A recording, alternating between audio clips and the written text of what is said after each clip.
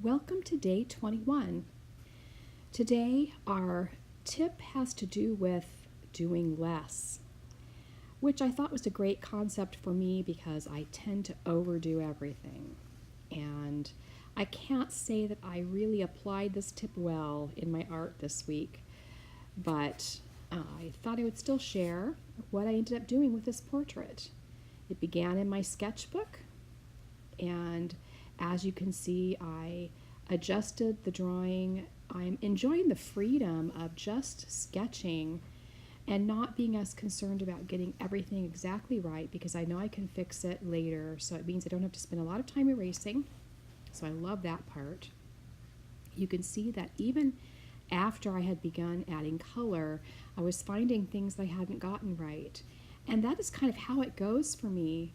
There is a place in the drawing of a figure for me where the lines are not expressing enough of the character of the face for me to see if I'm getting it right. And I do think that is something that I can probably grow in, that I can, with more experience, be able to tell if my lines are off. But my eyes are just not skilled enough yet to always be able to tell if I've gotten something right or not. So sometimes as I'm applying color, and as another sketchy artist mentioned, she looks at sculpting the face with color, and that really resonated with me. That's exactly how I feel about the way I go about painting a portrait. It feels like building areas up, pushing areas back, and getting relationships together, and ideally I would like to grow in my artistic skills enough to be able to get my initial sketch so much more closely related to what I'm looking at than I'm getting right now. But that's okay. I really hope that will come with time.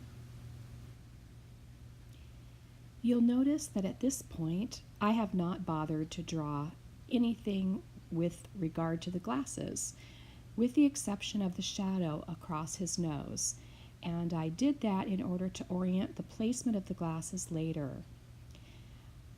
In digital drawing, you have the luxury of having layers that you can work with. When I have painted or drawn faces with glasses before, I will often keep a light pencil stroke of where I want the glasses to go, and even though they are still the last thing I apply, they are still present in the sketch the entire time. But with digital, I don't have to do that. So with this glass shape especially, being able to work on them as a separate layer allowed me to get a more refined looking glass frame and the glass effect itself. And so I was really pleased with how that turned out. I did not spend a lot of time on the glasses. There were other parts of the portrait that were my focus, in particular trying to achieve the beard. The facial hair has always been my nemesis, that and hands. And so I wanted to make sure that I spent enough time trying to explore different ways to express his facial hair.